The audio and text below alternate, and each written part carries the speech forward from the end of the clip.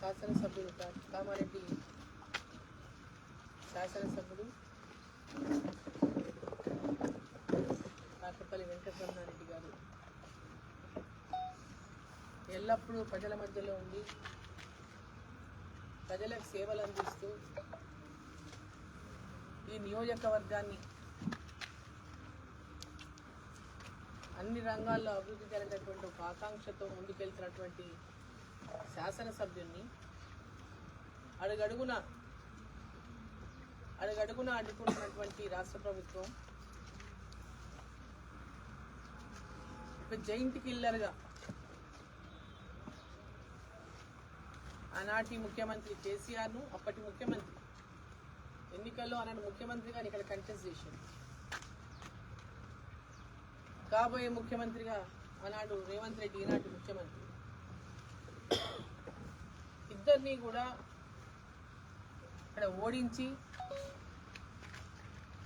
ప్రజల మధ్యలో ఉండి ప్రజల ఆశీర్వాదంతో ప్రజెంట్ ముఖ్యమంత్రిని రాష్ట్ర ముఖ్యమంత్రిని ఇద్దరిని ఓడించి గెలిచినటువంటి జైంట్ కిల్లర్గా పెద్ద ఎత్తున అందరి ఆదరాభరణలు చూరగొంటున్నటువంటి వెంకటరమణారెడ్డి పైన కక్ష కట్టుకొని కత్తి కట్టుకొని అధికార పార్టీ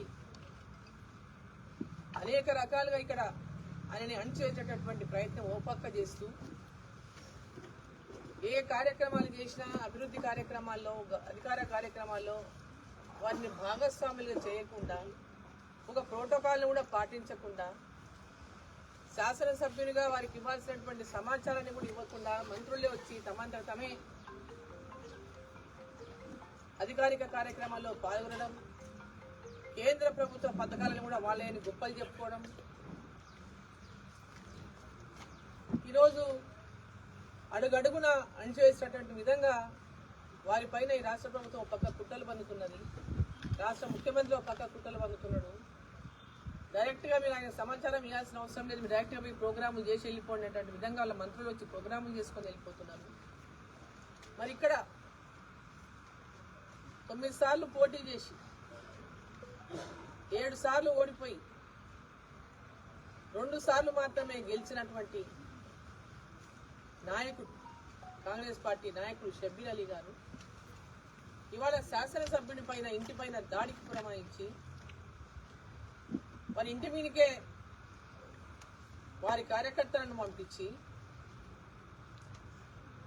వారి ఇంటి పైన దాడి చేయించి ఈరోజు లేనిపోని ఆరోపణలు చేస్తూ అబద్ధపు ఆరోపణలు చేస్తూ తప్పుడు ఆరోపణలు చేస్తూ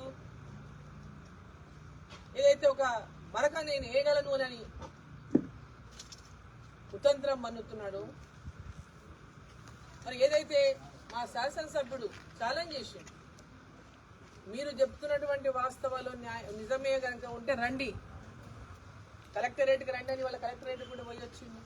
అధికారం వాళ్ళదే కదా, ఇవాళ అధికారం వాళ్ళదే. ఇది ఎవరైతే ఆరోపణ చేస్తున్నాడో ఆ నాయకుడు అధికార పార్టీలో ఉన్నారు, అధికారం వాళ్ళదే ఉంది ఇవాళ. మరి వాళ్ళు ఎందుకు నిరూపించడానికి ముందుకు రానికి భయపడుతున్నారు? ఆరోపణ చేసినప్పుడు దాంట్లో వాస్తవం ఉంటే కదా, అబద్ధాలు మాట్లాడి ఏదో బట్టగాల్చి మీదేస్తే అయిపోతుంది. అక్కడ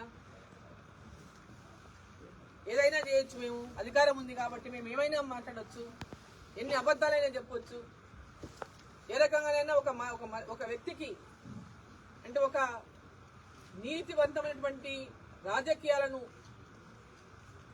ఇవాళ నడిపిస్తూ నీతివంతమైన రాజకీయాలను ఉండాల భవిష్యత్తు అనేటువంటి ఒక ఆకాంక్షతో ఒక స్ఫూర్తిగా తీసుకోవాల్సింది పోయి వారి మీద ఆరోపణలు చేసి భూమి వాళ్ళు ఏదో అమ్ముకున్నారని అలా అంటే రకరకాలుగా ఏదైతే తప్పుడు ఆరోపణలు చేసినప్పుడు వాళ్ళు నిరూపించాల్సినటువంటి అవసరం. ఆరోపణలు చేయడం అనేది పెద్ద ఎవరైనా చేయొచ్చు, ఆరోపణలు చేయడం గొప్ప విషయం కాదు, ఆరోపణ చేయడం గొప్ప విషయం కాదు, రుజువు చేయాలి కదా. మీరు దారిన పోయే దానాలయంలో ఎవరన్నా ఏదైనా కామెంట్ చేస్తే ఊరుకుంటారంటే ఊరుకునేటువంటి వ్యక్తి కాదు ఇక్కడ. మీరు చెప్పినటువంటి మాటల్లో నిజం ఉంటే ఖచ్చితంగా ప్రూవ్ చేసి చూపియండి, లేదా క్షమాపణలు చెప్పండి, ముక్కు నేలకు రాసి క్షమాపణలు చెప్పండి, తప్పైంది మీ మీద తప్పుడు ఆరోపణలు చేసినామని. అంతవరకు ఊరుకుండే ప్రసక్తి లేదు. ఖచ్చితంగా మీరు చెప్పిన మాట నిజమైతే మీరు ప్రూవ్ చేయాలి.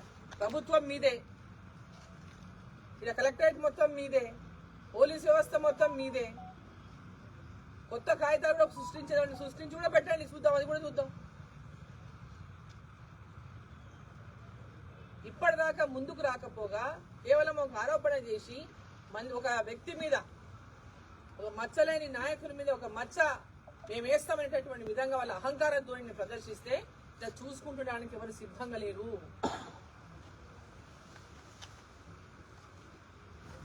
ఇమ్మీడియట్ గా నిజంగా మీరు చెప్పిన మాటల్లో మీరు ఇంకా అదే మాట మీద నిలబడ్డట్టయితే రండి.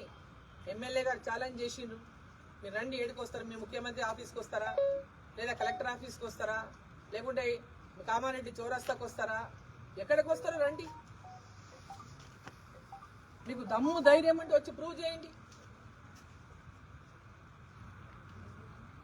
అబద్ధాలు మాట్లాడి అవినీతి ఆరోపణలు చేసి చేతులు కడిగేసుకుంటామంటే ఇలా చూసుకుంటూ చేతులు కట్టుకునే సిద్ధంగా లేను. అన్ని రకాలుగా భారతీయ జనతా పార్టీ ఈరోజు మా శాసనసభ్యునికి పూర్తిగా అండగా నిలబడింది. వెంబడి వాళ్ళు ఎందుకు వీళ్ళు అడ్డుకుంటున్నారు మాకు అర్థం కాలే.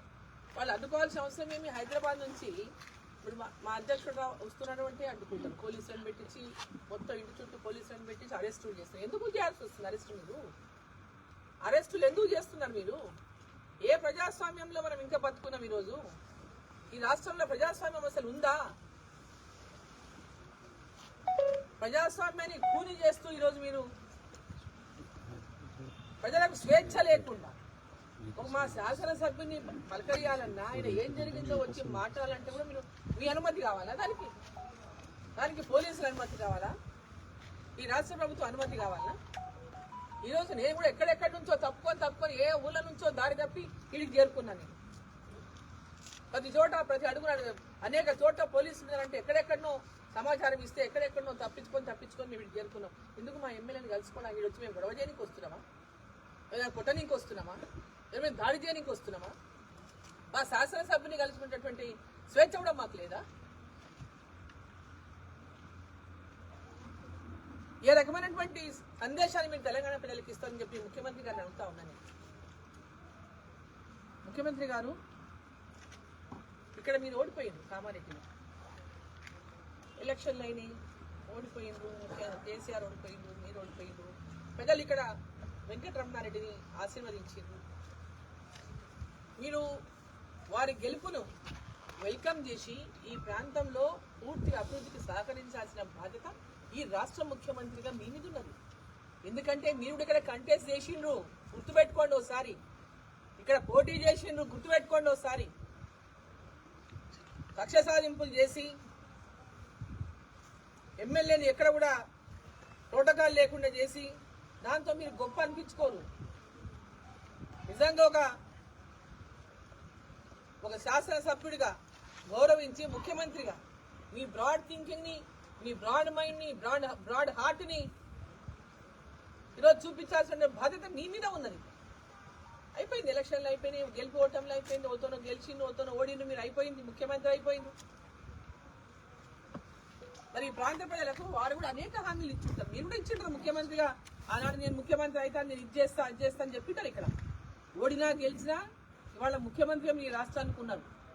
మీరు ఇక్కడ ఓడిపోయినా ఇక్కడ ఓటమి ఇక్కడ ప్రజలకు ఇచ్చినటువంటి హామీ నిలబెట్టుకోవాల్సిన బాధ్యత కూడా రాష్ట్ర ముఖ్యమంత్రిగా మీ పైన ఉంది. శాసనసభ్యుడు ఈ ప్రజల యొక్క అభివృద్ధి కోసం, ఈ ప్రాంతం యొక్క అభివృద్ధి కోసం ఏ రకమైనటువంటి డెవలప్మెంట్ పైన వారు మిమ్మల్ని మీకు లేఖలు రాసినా, మీకు ప్రజల రిప్రజెంటేషన్లు ఇచ్చినా వాటిని అన్నింటి కూడా ఖచ్చితంగా వాటిని ఒక మంచి మనసుతో స్వీకరించి వాటిని అన్నింటినీ కూడా శాంక్షన్ చేసి ఈ ప్రాంతం అభివృద్ధి కోసం కృషి చేయాల్సిన బాధ్యత కూడా ఈ రాష్ట్ర ముఖ్యమంత్రి పైన ఉంటుంది. అంతేగాని మనసు చిన్నది మనిషి చిన్నది కావద్దండి. ఎవరిళ్ళకి వెళ్ళి ఇచ్చేది ఏం లేదు. ప్రభుత్వాలు ఎవరైనా ఉండొచ్చు. మొన్నటిదాకా 10 సంవత్సరాలు ఉన్న వాళ్ళు మేము తప్ప ఇంకా 30 ఏళ్ళు మేమే ఉంటాం అనుకున్న వాళ్ళు ఇవాళ లేరు. ఈరోజు మేము 30 ఏళ్ళు ఉండమని చెప్తున్నారు. ఇవన్నీ మనం ప్రజల యొక్క తీర్పుతోనే మన కుర్చీలు ఎంతకాలం ఉంటుంది, ప్రజల తీర్పుతోనే ఉంటాయి ఆ కుర్చీలు. ఆ విర్రవీయడం అనేది మంచిది కాదు. ఉన్నప్పుడు ఏమి చేశామన్నదే ముఖ్యం. మనం ఉన్నప్పుడు ప్రజలకు ఏం చేశామన్నదే ముఖ్యం. ఆ విషయాన్ని గుర్తుంచుకొని ప్రజలకు ఆ యొక్క మేలు చేస్తే మీరు ఇక్కడ ఇచ్చినటువంటి ఆ యొక్క ఎన్నికల హామీలు మీరు ఏమేమి ఇచ్చిండ్రో, ఎన్నికల్లో కూడా మీరు హామీలు మస్తు ఇచ్చుంటారు, నన్ను గెలిస్తే ఇది చేస్తా అది చేస్తా అని. ఆ హామీలను నెరవేర్చండి. ఇక్కడ ఈ ప్రాంత ప్రజలు స్థానికుడిగా అందుబాటులో ఉంటాడు, మాకు ఎల్లప్పుడూ అందుబాటులో ఉండి మా సమస్యల కోసం మా ఎంబడున్నాడని చెప్పి ఆశీర్వదించి గెలిపించిండు అటువంటి ఒక మీ ఇద్దరిని ఓడగొట్టి గెలిపించిందంటే చాలా గౌరవించాల్సిన బాధ్యత మీ పైన కూడా ఉంది.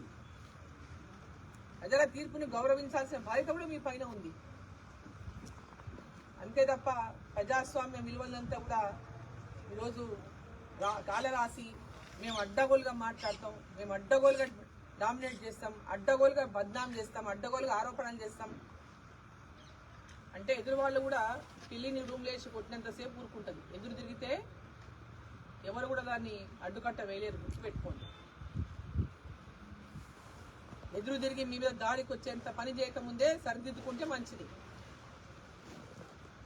ఎవరెన్ని రకాల అవినీతి చేసిండ్రో ప్రజలకు అందరికీ తెలుసు, చెప్పాల్సిన అవసరం లేదు. అవినీతి పరులు ఎవరో నీతి పరులు ఎవరో ప్రజలు ఆశీర్వదించిండ్రు. నీతి పరుడనే కాబట్టి ఆశీర్వదించిండ్రు. ఇమ్మీడియట్గా మీరు ముఖ్యమంత్రిగా మీ యొక్క నాయకుడు చేసేటువంటి ఆరోపణలను వెంబడే విత్డ్రా చేసుకోమనండి, లేదా నిరూపించమనండి. నిరూపించలేకపోతే విత్డ్రా చేసుకోమని తప్పైందని చెప్పి క్షమాపణ కోరమనండి. అది మీ యొక్క గొప్పతనానికి ఒక ముఖ్యమంత్రిగా, ఒక పెద్ద మనిషిగా, ఈ రాష్ట్రానికి ముఖ్యమంత్రిగా, రాష్ట్రానికి పెద్ద మనిషిగా మీ బాధ్యత మీరు నిర్వర్తిస్తారని చెప్పి నేను భావిస్తున్నా. ఈ ప్రాంతంలో ఉన్నటువంటి ప్రజలకు అందరికీ కూడా అభివృద్ధి పట్ల, శాసనసభ్యుని పట్ల ఒక గౌరవాన్ని ఇచ్చి ప్రోటోకాల్తో సహా ఈ ప్రాంత అభివృద్ధి కూడా మీరు తోడ్పడతారని చెప్పి నేను భావిస్తున్నాను. ఆరోపణలు పక్క పెట్టి అభివృద్ధి పైన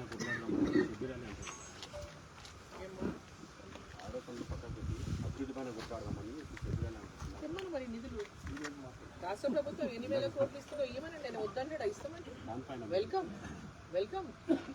అభివృద్ధి పైన కొట్లాడడం అనేటోళ్ళు ఆరోపణలు చేయరు కదా. తప్పుడు ఆరోపణ చేయడం అనేది రాజకీయాల్లో ఎవరికైనా సమంజసం కాదు. రాజకీయాల్లో ఎన్నైనా ఉండొచ్చు, కానీ అబద్ధపు ఆరోపణలు చేసి ఒక వ్యక్తిని మసగబారేటటువంటి వ్యక్తిత్వాన్ని మసగబారేటటువంటి విధంగా చేయడం అది అప్రజాస్వామికం. చేతగాని వాళ్ళు ఆ పని చేస్తారు, చేతనైన వాళ్ళు ఎవరు ఆ పని చేయలేరు. చేతగానప్పుడే ఆ విధమైనటువంటి ఆరోపణలు చేసి తెలిసి మనిషి మీద బ్లేమ్ చేసి ఏదో వాళ్ళకు ఉన్నటువంటి గౌరవాన్ని, వాళ్ళకు ఉన్నటువంటి పబ్లిక్లో ఉన్నటువంటి వాళ్ళ యొక్క గౌరవాన్ని తగ్గించే ప్రయత్నం చేస్తారు.